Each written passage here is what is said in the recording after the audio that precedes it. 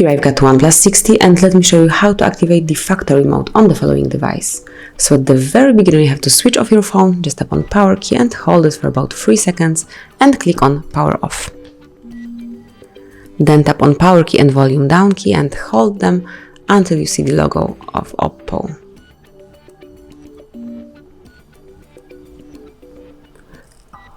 And now you can leave it. And here you are in factory mode, so let's select the language. You can either navigate here by using the volume up and volume down keys and selecting by using power key, or you can do it manually. So let me do it manually. And here you can either wipe data and cache. You can select the advanced options where you can reboot to fast boot mode or reboot to recovery mode. So let's go back. And actually that's it. Now you can exit it. You can obviously select the language. It was in the first site. And if you would like to go back, just select exit and pick if you would like to reboot your device or simply power it off, but I will pick reboot.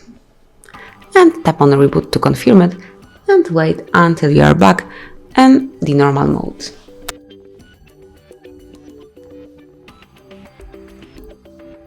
So that's it. Thank you for watching, please subscribe our channel and leave the thumbs up.